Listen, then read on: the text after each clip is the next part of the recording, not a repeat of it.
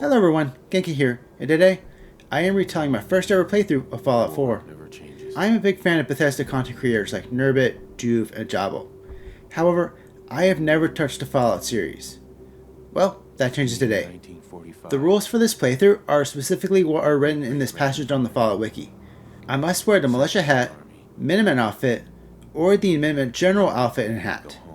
The Minuteman outfit does allow for armor to be worn on top, so armor is allowed as long as the Minuteman outfit is worn underneath.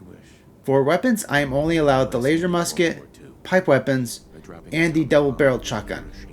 With all that laid out, let's begin. We started the game at our pre-apocalyptic home, with our wife and our son Sean. For our stats, I chose 4 in strength for the blacksmith perk, but I never used it. 2 perception for rifleman, 7 endurance for a lot of health, 3 charisma for lone wanderer, 3 intelligence for gun nut, and because I went with 5 luck for idiot savant. I kinda regret doing that now. You'll understand later. This only left 4 points for agility.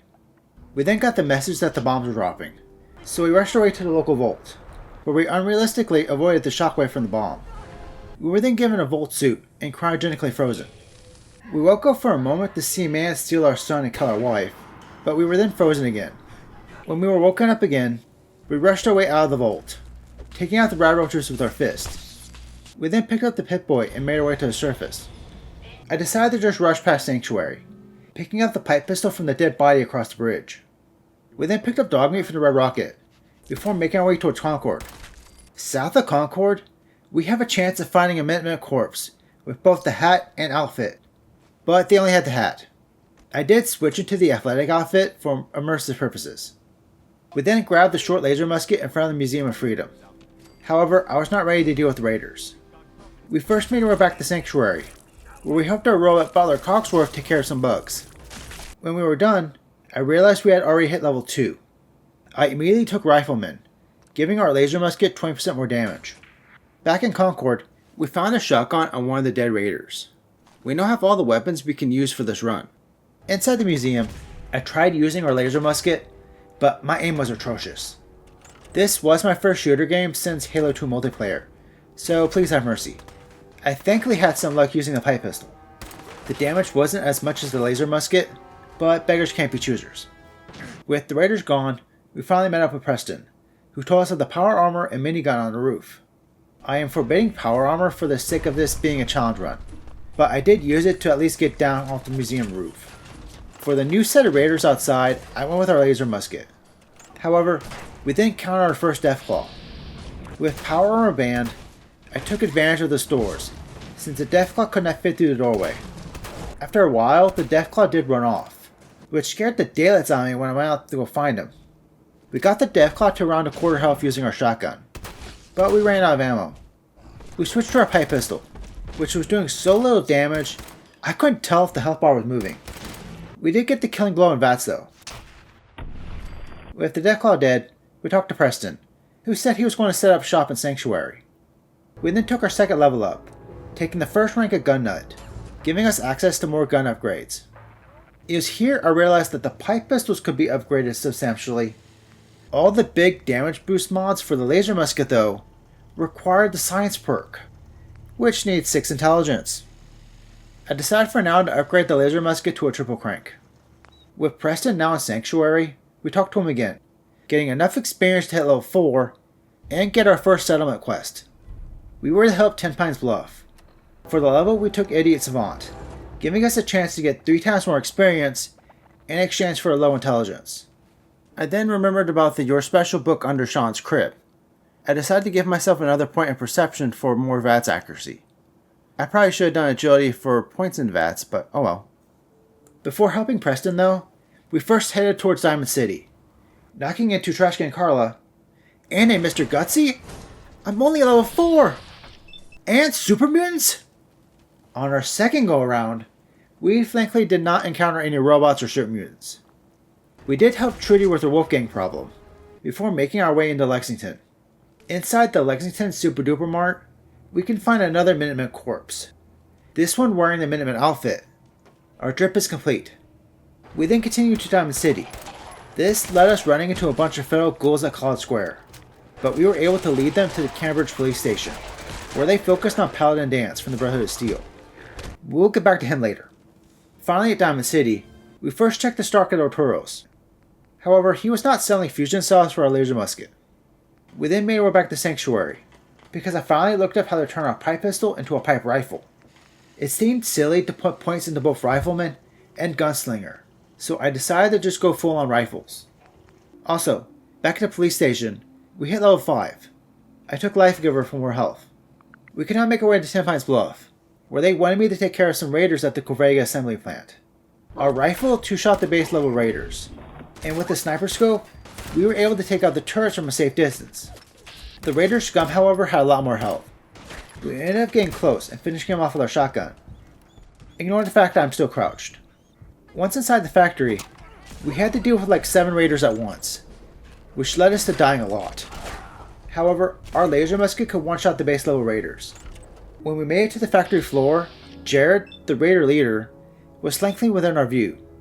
Our laser musket only had a 24% chance of hitting him in VATS, but I knew a crit would guarantee at least one hit, so I went for it, and we actually landed both shots, killing Jared. This technically completed the quest, but I decided to clear out the rest of the raiders first, before returning to Ten Pines Bluff. We then took our perk for hitting level 6. I chose Scrounger for more chances of finding ammo. Back at Sanctuary, Preston gave us the rank of General, and a quest to help Oberlin Station with some raiders. The settlers needed us to take care of some raiders at the federal ration stockpile. I knew from watching Nurbit's videos that this place was the one that had a super power armor in front of it. In order to decommission the suit, we had to take the suit's fusion core. However, the suit would not let us interact with it. Thankfully, we were close enough that the Raider Psycho did not attempt to enter the power armor. Past the Raider Psycho was a turret, with hardly any cover around it, and a legendary raider with a laser weapon. There was also a dog that took us out more times than I'm proud of. We dealt with the turret with our shotgun. For the raider, we used our pipe rifle, because of the scope. It took forever, but we couldn't afford to get close. We then got ourselves a rapid laser musket. Getting a laser musket off a legendary is incredible luck. I then got lost as I was taking out the rest of the raiders. It took me a minute to realize there was an underground section to the facility. The only issue we had was the room with Brad Tourette and the 2 turrets. We did most of our damage to her with our shotgun, but then switched to the laser musket for the killing blow. We also used the laser musket to take out the turrets, leaving us with only 1 fusion cell remaining. Turning in the quest caused us to hit level 8, where we took Lone Wanderer for more damage resistance. We also got the quest for Sunshine Tidings Co-op. It was an easy quest, where we just needed to take out some ghouls and build a recruitment beacon. We then got 2 settlement quests at once, Nordhagen Beach and Greentop Nursery. I did Greentop first. They needed us to take care of some ghouls at the National Guard training yard. Outside, the turrets were more issued than the ghouls. On the inside, things were going fine. We hit level 9. It took the 2nd rank of Rifleman. But then we reached the last room, where we encountered a legendary feral Ghoul Reaver and a glowing one. We were doing very little damage to the glowing one. Not to mention, it has the ability to revive dead ghouls. We were not ready for this, so I decided to head to Nordhagen Beach. They needed us to deal with some raiders right down the street. The raiders had built themselves a robotic racetrack. Entering the track caused the raiders to set the robots to attack us. They had a few Mr. Gutsies, and an Assaultron. Yeah, no. That's 0 for 2. Guess it's time to get back to the main story. Back at Diamond City, we found Valentine's detective agency. However, the detective was missing. His last known location was Park Street Station. I decided to try out a bolt action pipe rifle we had picked up. When it came to damage, it was way stronger, one-shotting the triggerman inside the station. However, with it being a bolt action, having to reload after every shot put us at a disadvantage. We didn't have a lot of ammo for it either, so we ended up switching back to our other rifle and our shotgun. The triggerman sometimes carried pipe pistols, meaning plenty of ammo for our normal pipe rifle. We then reached Vault 114, where we had to fight more triggermen, getting us to level 10, where we took the 2nd rank of toughness. In the final room, we found Dino. However, we then one-shot him with a sneak attack. Well done. Getting close to Dino, we found that he was watching over someone. That someone was Nick Valentine, who was a synth. With Nick's help, we made our way out of the vault, but we were then stopped by Skinny Malone. I immediately went for a crit, but Skinny survived the hit. We also missed our second shot, so we were now 1v1 against Darla. However, she went down in 3 hits. By the time we rejoined Nick, Skinny was dead, leaving only his 2 Triggerman bodyguards. Escaping the train station, we told Nick we would meet him back at his office. However, there was something we needed to do first. It was finally time to meet up back up with Paladin's Dance. It helped him with his quest to get a single transmitter from ArcJet Systems. The building was filled with synths, who used energy weapons, meaning they were carrying fusion cells. We left the building with over 500 rounds, and a level up, where we finally took the medic perk. Now we could meet up with Nick. We told him of our son's kidnapping, the description of our wife's killer resembling someone named Kellogg. Kellogg had a place in town, but neither Nick or I could pick the lock. We had to go to the mayor and see if he could assist us, but he refused, leading to us pickpocketing the key off of him. Inside Kellogg's house, we found a secret room, filled with healing supplies and cigarettes. By showing Dogmeat the cigarettes, we could track Kellogg's scent. The experience of the quest then got us to level 12, where we took the second rank of Life Giver. By following Dogmeat, we discovered Kellogg was hiding out at Fort Hagen. Fort Hagen was filled with synths. The synths were 3 KOs, or one-shots if we used the triple crank shot. The synth leader required 2 double crank shots, but we got past him and made our way downstairs. There, we grabbed the energy weapon bobblehead for more crit damage, and then challenged Kellogg. I went into VATS before he could use his stuff boy. This allowed me to get 3 shots off, including a crit, taking Kellogg to almost half. With Kellogg invisible, I focused on his 2 synth bodyguards, before continuing the fight with Kellogg. His stealth boy eventually ran out. We were primarily using only single crank shots, but they were not doing that much damage. We went for a couple double crank shots to speed the process, eventually getting the kill. Off of Kellogg's ashes, we could pick up a brain chip. To get the information off the brain chip, we needed to go to the memory den and Good Neighbor. However, I first made a trip to Sanctuary. Inside Fort Hagen, I found a compensated powerful pipe revolver. By turning it into a rifle, it was now stronger than our normal pipe rifle. It was still slightly weaker than the pipe action, but it could fire 6 shots before reloading rather than 1. I then noticed we hit level 13. I picked up Fortune Finder to help us find more caps. We made our way to Good Neighbor for Diamond City. Along the way, we had to deal with some super mutants. Once inside Good Neighbor, we immediately got into a shakedown, but we took him out, which thankfully did not anger the other residents. At the memory den, we showed Dr. Amari the brain chip, and by using Nick as a host, we could use a memory lounger to see through Kellogg's memories. I didn't pay much attention to the memories, except the last one, which had Kellogg in his house with a young boy. An agent from the Institute then entered the house, telling Kellogg to find an Institute scientist that ran away. He then took the child and teleported away. The Institute was using teleportation to get in and out. To find a way to access the teleportation, we needed to find that scientist, Virgil. This meant taking a trip to the Glowing Sea. The Glowing Sea is a barren crater, where apparently the bomb dropped 200 years ago. This meant the place was going to have more radiation than a Taco Bell bathroom. However, before taking the trek through Godzilla's fart cloud, I decided to first see if I could complete those Minuteman quests. Back at the training yard, it seemed the dead ghouls had despawned. This helped the fight a lot, as the glowing one was never able to call for allies. We were still not doing much damage, but we were strong enough to confidently beat the ghoul in a 1v1. The raiders at the East City Downs were a different story though. The raiders and robots together were too much, so I had an idea. What would happen if I aggroed the robots only? I decided to attack the Assaultron, since it was the biggest threat. This only aggroed the Assaultron. It got the attention of the other raiders, but they never called on the other robots to attack. We took a hit from the Assaultron's eye laser, but we managed to survive. This gave us the opening to beat the Assaultron before it could fire up another laser. With the hardest enemy now gone, we slowly took out all the raiders in the camp, rewarding us with our 4th settlement. With 4 settlements on our belt, Preston decided it was time to retake the castle, the old Minuteman stronghold. This involved battling a bunch of tough Mirelurks, so I decided to make that trip to the Glowing Sea. I first though got the Rad Resistant perk to make the trip slightly more bearable.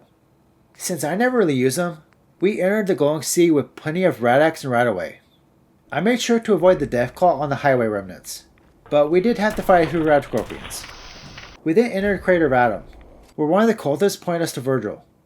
I made sure to sneak past the Deathclaw in front of Virgil's cave too. Virgil was a super mutant, an intelligent one. By telling him we seeked entry into the Institute, he told us we needed to find a courser. In exchange for getting into the Institute though, we needed to grab a bottle of super mutant cure from his old office. By tracking a radio signal from the CIT ruins, which was above the Institute, we could track down a courser to Green Tech Genetics. The building though was filled with gunners, who were also after the courser. Gunners are stronger than normal raiders, requiring us to use our laser musket. We were doing pretty well, until we died to a gunner with a missile launcher. On the next attempt, I took out that Pacific gunner from the floor below. We found the courser on the top floor. The courser used the stealth boy, so I made sure to get off a crit before he could turn invisible. The fight was going okay. For substantial damage, we were using double crank shots, though hip fire with the laser musket was not doing us much favors. We eventually got him down after he had used 2 stimpaks. Following the battle with the courser, I decided to get better armor, so I nabbed the Diamond City guard outfit off a dead guard near the super mutant hideout. To decipher the chip, we returned to Dr. Amari, but she couldn't help us. She told us to go find the railroad, a group of freedom fighters who were trying to save the synths from the Institute. To find them, we had to follow the Freedom Trail, starting at Park Street Station. The path led us through ghouls, raiders, and super mutants. We were only able to get past the super mutants thanks to a couple of random Brotherhood knights. The Freedom Trail led us to the Old North Church. The church had some ghouls inside of it, but then we found a dial in the tunnels underneath. As someone who studied computer science, the fact that the password to the railroad's secret base is railroad baffles me. Making the password something like freedom would have been better. Still a shitty password, but it still would have been easy enough for kids to find out. Past the secret entrance, we found Desdemona, the leader of the railroad. By telling them we had a courser trip, they agreed to decode it for us, but only if we relay any important information we find to them. That's not happening in this playthrough. We then brought the decoded info to Virgil, who gave us the schematics needed for a teleporter. We now needed to choose who decided what to build the teleporter. You can already guess who we were choosing. This meant it was time to retake the castle. Along the way, we got a level up, taking rank 2 of the Wanderer. For this battle, I went with a revolver rifle, because its reflex scope allowed us to get better aim at the Mirelurk's weak parts. For the hatchlings, we used gun bashing, in order to not waste ammo. A few minutes of this caused the Mirelurk Queen to show up. The revolver rifle was doing almost nothing, so we switched to our laser musket. The Queen had the strong acid breath, which forced us to fight it from indoors. We thankfully had the assistance of Preston and another Minuteman, who was apparently essential, to keep the Queen from focusing on us. With the Mirelurk Queen dead, we fixed up the radio and told Preston of how we were going to get into the Institute. He told us to talk to Sturgis, but he also gave us our next settlement quest. This time it was Starlight Drive-In, so I decided to do it first, since it only required us to clear the place of mole rats, and set up a recruitment beacon. We then got the quest for Abernathy Farm. They wanted us to retrieve their daughter's locket from some raiders. The most dangerous raider was Ak, who had a minigun, but then we one-shot him. Inside that same building, we came across a couple of legendary rad roaches. One of them dropped a violent pipe revolver, 25% more damage, and limb damage. We could do some of that later. Turning in the locket then got us a level up, where we took rank 3 rifleman. Back at Sanctuary, we gave Virgil's schematics to Sturgis, and built the teleporter, though Sturgis was more comic relief than actual help. Uh-oh. Yeah, we better hurry. And don't worry about that tubing wiggling around. It's, just there for decoration. Inside the Institute, we found the child from Kellogg's memories. However, he was not Sean, but rather a synth. Our son Sean was none other than Father, the leader of the Institute. We talked with Father and agreed to help him with his work, which I learned later was not a good thing.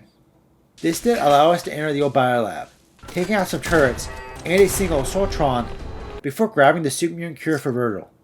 We then left the Institute and headed straight to Virgil to give him the cure. We never came back to see the effects. Back at Sanctuary, we modified our violent pipe revolver. We finally picked up gun at rank 2, meaning we could now make the powerful receiver mod, making our new violent pipe revolver stronger than our current revolver. I then remembered to turn in the quest for Abernathy Farm and Starlight Drive-In to Preston, who told us to head to the castle. At the castle was Ronnie Shaw, a former Minuteman. With her knowledge of the castle, we made our way through the Undercroft in order to access the castle's armory. At the end was a sentry bot named Sarge. Using the room's center support beam, we played Ring Around the Rosie with Sarge, until he had got us to a quarter health. We then ran away to heal, which forced us to finish off Sarge from the room's entryway. With Sarge dead, we uncovered the fate of who I assume was the last Minuteman general. We took his outfit and hat. It didn't add anything in terms of physical damage resistance. However, it increased our energy resistance by a bunch. With now access to the armory, we found some plans to make artillery cannons. But more importantly, we found a better laser musket with some mods. We set up and tested the cannons to progress the story, but that was all I did in terms of castle defense. We then took the level up we got from being Sarge, getting rank 3 of toughness. I then added the 4th rank mod to our new focused laser musket. People in the comments, which section in the mod list is the beam splitter listed under? Was it under the barrel mod list and I just didn't see it? Back at Sanctuary, Preston had another settlement for us. Next up was a kidnapping at County Crossing. The person we were sent to rescue was close to the door. We did not have to take out the raiders, I just did because I wanted to. We then got tasked with clearing Jamaica Plains of ghouls. Here, we found a full set of combat armor, but the general outfit's energy resistance still made it better. Next was clearing Outpost of Monja. Boss of the outpost was a raider in power armor named Boomer. Boomer had a fat man, but I knew he only had one shot, so I was relieved when he wasted it. By keeping the high ground, Boomer and his lackeys were easy pickings. It was around this time I started to wonder if I did something wrong. I could have sworn the Minutemen only needed 8 settlements before the final attack on the castle. We then did the quest to help Grey Garden. They needed us to help them with their water supply. Oh, and we took a level up on the way, getting rank 3 Life Giver. The water plant was covered in super mutants. However, we were able to snipe them with our laser musket.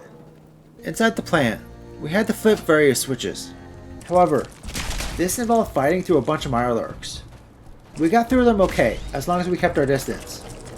After that was clearing out Taffington Bell House.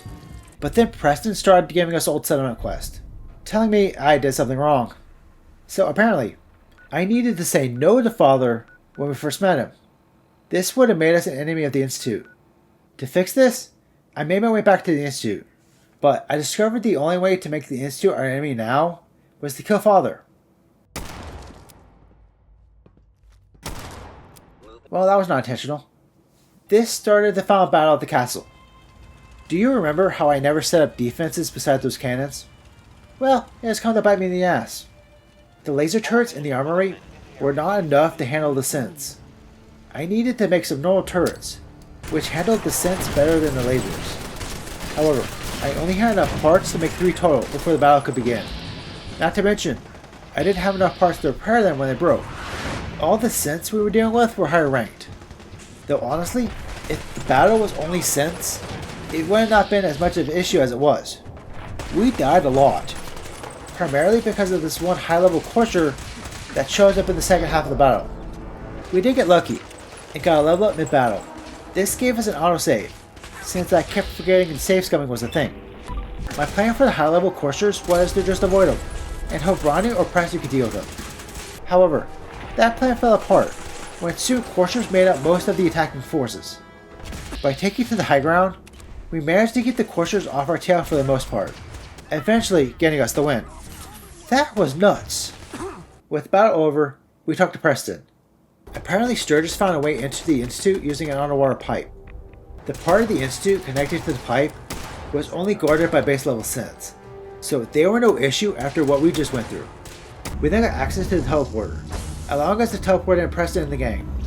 It was time to take down the Institute. First was battling through more synths, and scientists to access the area where we left Father. By using the computer, we could evacuate the civilians from the area and override the Institute's lockdown. We then made our way to the reactor room. Inside the reactor room were 2 legendary synths. They were 3 to kill us with a full-powered shot from our laser musket. We then rushed towards the reactor, attaching a pulse charge we got for Preston. This caused Sturgis to teleport us away. We then said no to our robot Not-Son before being teleported out of the Institute, where I pressed the red button, destroying the Institute, ending the game. Well, that was different than I'm used to, but I had fun. I'm hoping to also get to follow New Vegas this year. If you enjoyed the video, please consider giving a like and subscribing to the channel. If you want to see more Fallout content, please let me know in the comments. Bye.